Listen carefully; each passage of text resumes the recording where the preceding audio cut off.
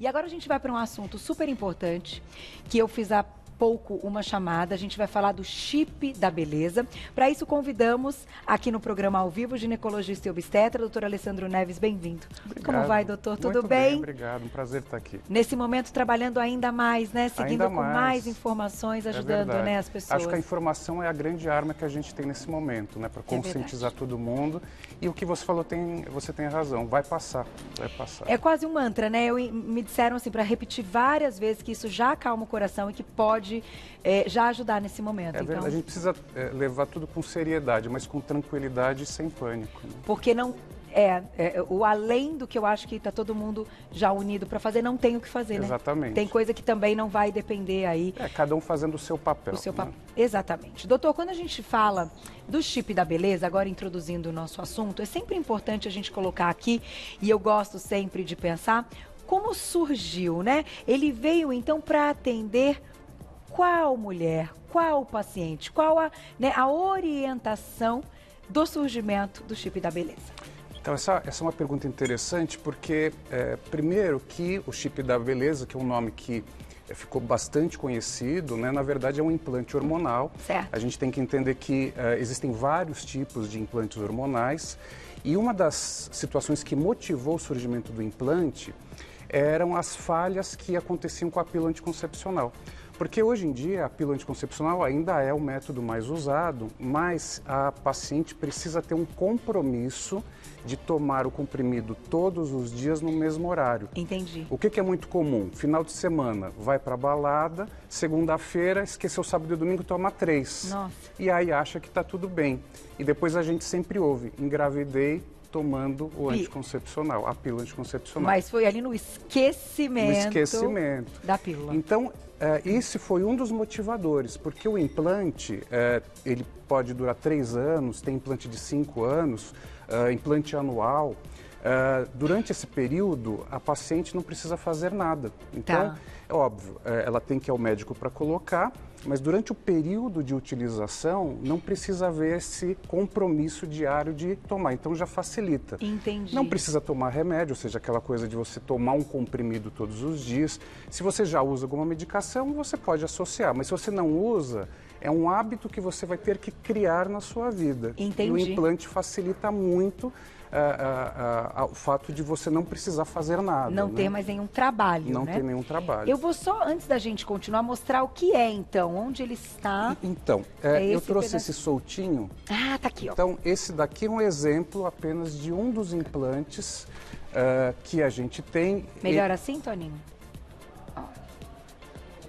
Ele pode ser de silicone e ele pode ser colocado tanto no braço quanto nas nádegas, né? Tá, então são os dois locais são mais frequentemente colocados. Eu trouxe até um modelinho de um braço, depois, se a gente quiser, posso até colocar rapidamente para a gente ver. Vamos mostrar. Eu só ia te fazer uma pergunta, porque entendendo o surgimento dele, para facilitar de fato e para que as pessoas tenham aí menos trabalho e não caiam no esquecimento da pílula, já vimos que também existem outros implantes, antes, né, até do chip da beleza, que também tinham essa finalidade. Então, vamos entender qual a diferença, o que hoje e por que ele foi chamado de chip da beleza.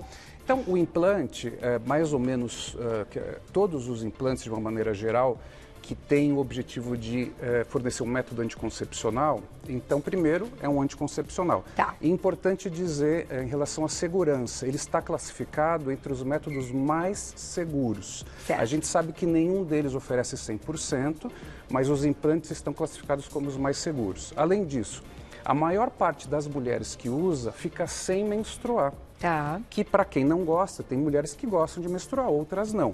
Então, para quem não gosta, consegue ficar sem o fluxo menstrual mensal. Certo. Sem o fluxo, ela pode ficar livre de cólicas, se eventualmente ela sofre com cólicas, e eventualmente até TPM. Então, método anticoncepcional, não tem menstruação, não tem TPM, não tem cólica. Tá. Então, é isso que, de uma maneira geral, todos os implantes oferecem. Agora, existe um tipo hormonal mais recente, que chama gestrinona, que além desses benefícios, ele tem alguns outros efeitos. Então, um deles estimula a produção de testosterona. Então, pode aumentar a libido. Então, para quem está com a libido um pouco mais baixa, pode ser um fator de estímulo. Tá. Como estimula a testosterona age em vários locais do nosso organismo. Então, aumenta o ânimo. Muitas mulheres referem que elas se sentem mais animadas para as atividades do dia a dia depois que colocaram o implante. E tem 2 efeitos colaterais, na verdade, que muitas mulheres gostam.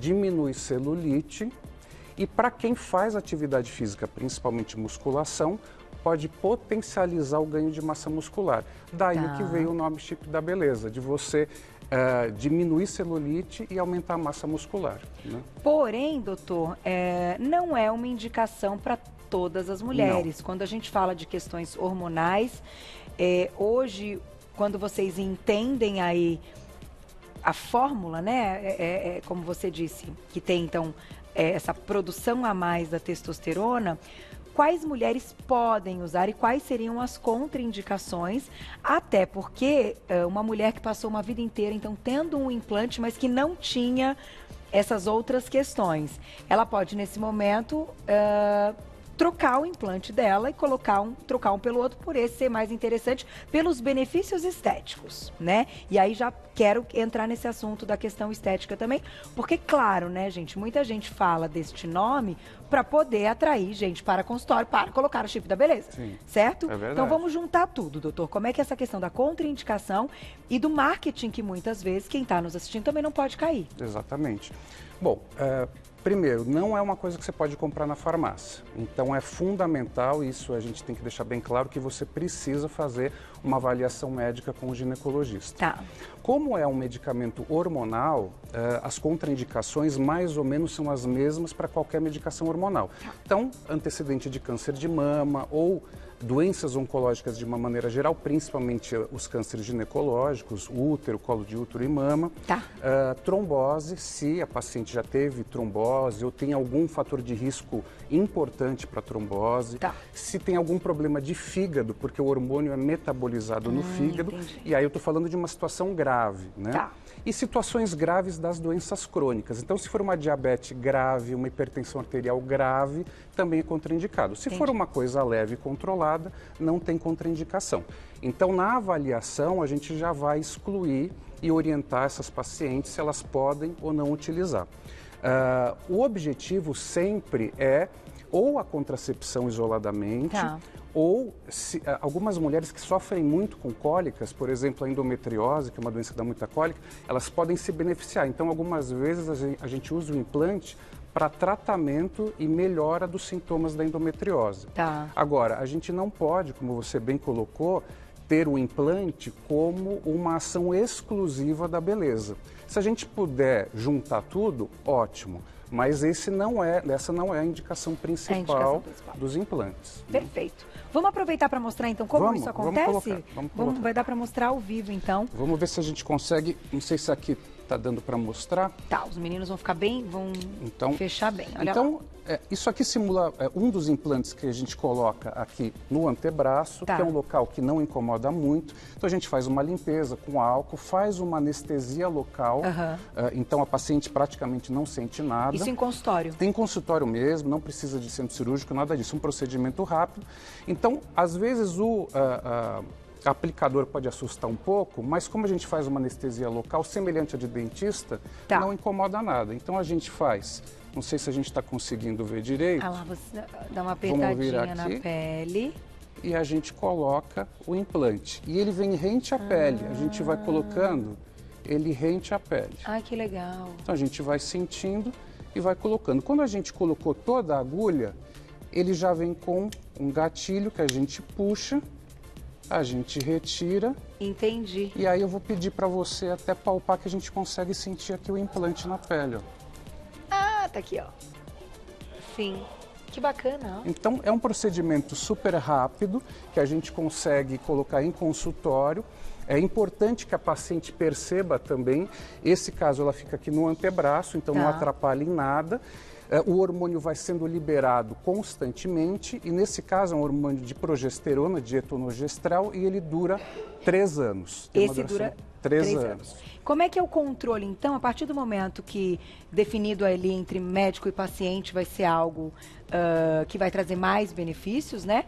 Como é que se seguem os exames, os cuidados que tem que ter? Então, uma vez colocado, a gente faz o primeiro controle em 3 meses e o segundo controle em 6 meses. Porque é no primeiro semestre que acontecem algumas situações que as pacientes reclamam. Então, qual que é a principal queixa das pacientes que colocam o implante? A maioria esmagadora, se não todas, não querem mais menstruar.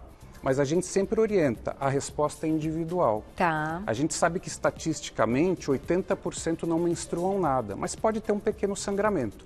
Só que tem um período de 6 meses de adaptação. Certo. Nesse período pode acontecer um sangramento irregular, pode acontecer de sangrar mais de uma vez ao mês.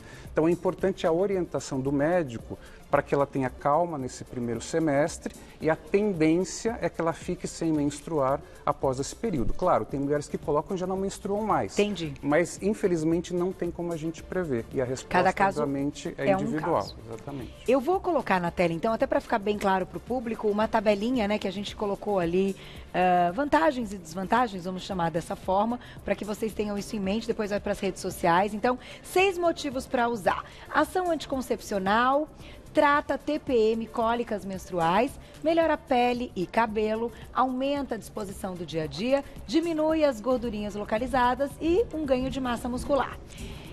Agora, 6 motivos para não usar. Em dose errada, desenvolve pelos em excesso, aumento de oleosidade na pele e acne, engrossamento da voz, queda de cabelo, aumento de clitóris e ganho de peso.